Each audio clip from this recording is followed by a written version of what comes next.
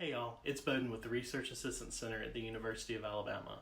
I previously made a video about transcribing that I hoped helped you get started on your interview-based research. Today I'm going to talk about a specialized form of transcribing that was developed from conversation analysis, but it can actually be utilized by any researcher who's interested in how things are being said versus what is being said. It's called Jeffersonian Transcription. We're going to start with a little history about conversation analysis, or CA, to better understand the purpose of Jeffersonian transcription. This isn't meant to be exhaustive, as there are actual entire classes taught at universities and entire volumes of research texts that are devoted to CA. This overview is aimed to give just enough context without going too in-depth. We'll also talk about some practical applications for Jeffersonian transcription, and we're going to do a short workshop so you can see it in action. Be sure to subscribe to our channel so that you receive a notification when the RAC uploads other helpful research-related content.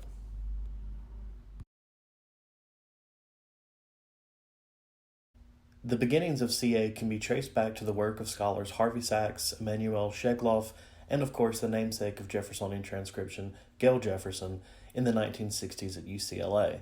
As the story traditionally goes, as a grad student at UCLA working as a typist, Gail Jefferson happened to take a sociology class taught by Harvey Sachs. Sachs was interested in investigating the orderliness of conversations. According to Shegloff, Sachs discovered that callers to mental health crisis hotlines typically avoided giving their name. However, for the staffers answering the caller's name was essential information and needed to be collected. To accomplish this, the hotline staff would introduce themselves to the caller upon answering. Sachs discovered that this practice actually functioned to prompt the caller to share their own name. This, along with other findings, led to the start of CA based on the notion that conversations contain underlying patterns of talk which give order to social interactions. So the interest of CA scholars was clear, but so-called verbatim transcriptions of conversations could only go so far in demonstrating how this happened in conversations. CA scholars needed a way to show it. The solution came from Gail Jefferson.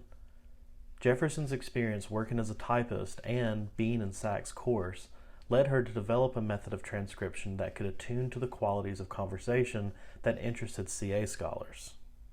Jefferson's transcription style allowed researchers to represent overlapping speech, pauses, rate of speech, pitch change, intonation, volume, and even breathing.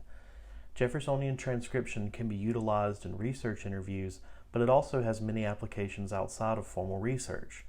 Some of its most common applications are conversations between doctors and patients, police interrogations, courtroom testimony, aircraft cockpit recordings, and emergency calls.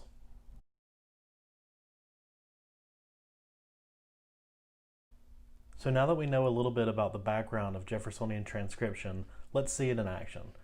We're going to take a look at about 40 seconds of an interaction between CNN host Chris Cuomo and his brother, New York Governor Andrew Cuomo. If you're familiar with their interactions, you know that they like to make fun of one another in a very stereotypical little brother, big brother way, and their on-air banter can be pretty hilarious at times. So, for this exercise, you'll need to do the following. First, in a new window, open up the link in the description to the Cuomo Brothers video. Second, pause this video after I finish speaking when you see a transcription of the interview in the screen. Third, position both windows so you can see the transcription and the Cuomo Brothers conversation.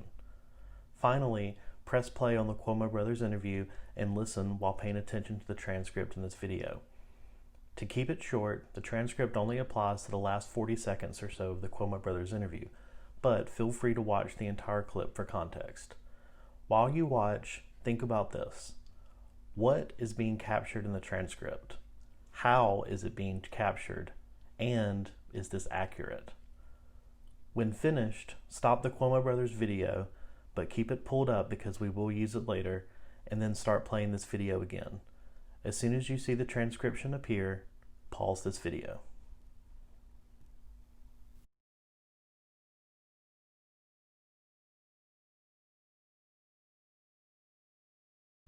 So let's talk about the transcript. Probably one of the first things you noticed was that the verbatim transcript wasn't that great at picking up on how things were being said or how turns were being taken between the Cuomo brothers. There was a lot of overlapping speech, and the transcript really didn't show that well. There's a lot of examples to illustrate in this transcript, but I'm going to focus on one thing in particular. Reading from line 5, Governor Andrew Cuomo states, "Never, never, don't lie." Chris Cuomo then states, "That's what Pop said, that's what Pop said." Governor Cuomo then responds, "He did not, he did not." But is that really an accurate representation of what was said in the interview? In my opinion, the governor's tone was more indicative of sibling teasing. He did not, he did not. So now let's take a look at a Jeffersonian transcription while listening to the interview. This will be similar to what we did a minute ago. First, open back up the Cuomo brothers interview in a separate window. Second, pause this video after I finish speaking when you see the Jeffersonian transcription appear. Third, position both windows so you can see the transcription and the Cuomo brothers conversation. Finally, press play on the Cuomo brothers interview and listen while paying attention to the Jeffersonian transcription. Again, the transcript only covers the last 40 seconds of the video. As soon as you see the transcription appear, pause the video.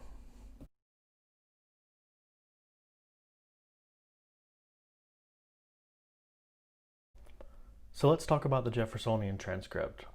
You probably noticed there's a lot of information that's conveyed in it. And that's because scholars who use it are interested in how things are said, and simply there's a lot of how that goes into our speech. So let's take a look at our example of Governor Cuomo saying he did not on line 8 of the Jeffersonian transcript. Notice the way that the transcript represents how Governor Cuomo says this by showing an elongation of the word not, while simultaneously demonstrating that Chris Cuomo interrupts his utterance. There are many examples to go over in this, but it's definitely clear that the Jeffersonian transcription portrays the last 40 seconds of this interview differently than the verbatim transcript.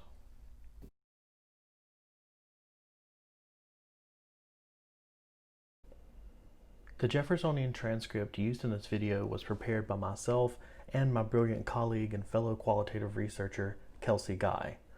At first, the number of things to listen for was pretty overwhelming. However, I started to realize that it was easier to listen for one specific thing and then go on to another instead of attempting to do all the things at once. Kelsey and I first produced our own transcription on our own and then compared our versions to each other, and guess what? There were many differences and many similarities. We combined these into one final version, and it was just that, our final version. I feel like it's safe to say that every person's Jeffersonian transcription is probably going to look a little different. The good news is that many CA scholars and people that use Jeffersonian transcription often make their interview audio available, so if there is any variability, you can hear it and see it for yourself. Another point about the process of Jeffersonian transcription is that it's extremely labor intensive, extremely. So be sure to put aside plenty of time for it. Kelsey and I, both being novices at Jeffersonian transcription, spent the better part of about 2 hours on our transcripts, which only totaled about 40 seconds of audio. And we probably could have improved the quality had we devoted more time to it and had been more experienced with it. With that in mind, it's important to point out that those using Jeffersonian transcription typically only use it for specific portions of data rather than entire transcripts. This is because it's a methodological tool that has a very specific purpose. So before you make plans to spend your entire summer transcribing an hour of audio, I'm joking only slightly, ask yourself what you're trying to accomplish with Jeffersonian and if it makes sense to use it for that purpose. Jeffersonian transcription is so widely used by researchers that many journals allow its usage without explanation. However, keep in mind that it's a good practice to include a transcription key in your paper or publication. This is typically done in the appendix, but to be sure, always consult a publication's information for author section or an editor, or ask your instructor. So I hope that the video was informative and helped you understand some of the basics of Jeffersonian transcription. For more information, check out some of the sources that are listed in the description of the video. Also, be sure to subscribe to our YouTube channel so that you're informed when the RAC uploads new research-related content.